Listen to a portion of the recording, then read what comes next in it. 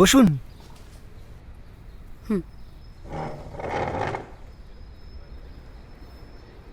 জিলিপি খাবেন না? প্যাঁচ থেকে ভয় পাবেন না, শুধু রস আস্বাদন করুন। নিন। থানাতে ডেকে পাঠানোর মানে?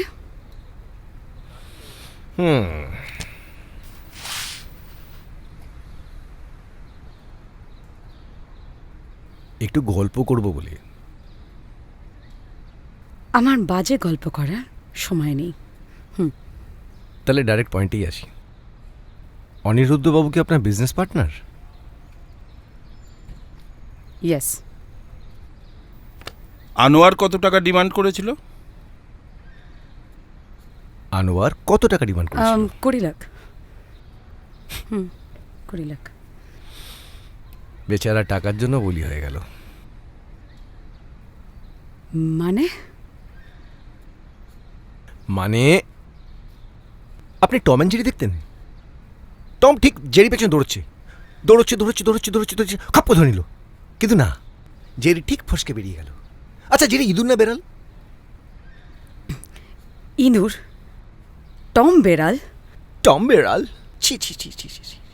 টম বেড়াল হয়ে একটা ইঁদুরের কাছে নাকানি চবনি খাচ্ছে। অনিরুদ্ধবাবু রিভলভারটি কি সবসময় আপনার কাছে থাকে? Excuse me. Sure.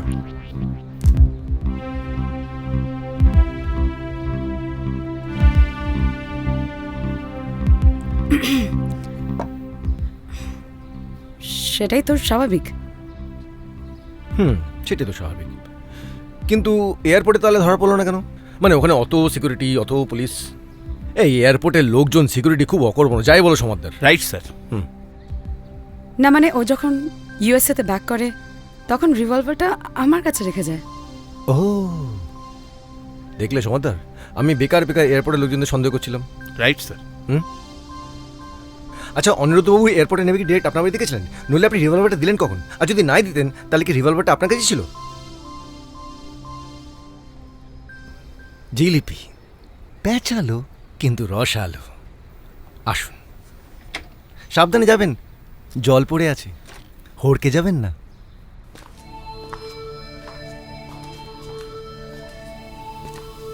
Samaddar sir.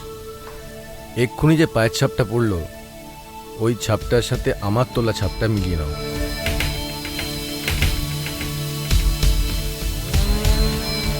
Interesting. আর এই গ্লাসটা ডিএনএ টেস্টে পাঠাও, বুঝলে? স্যার।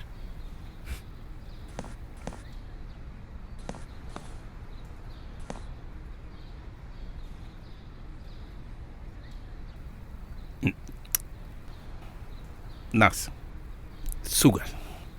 গুড।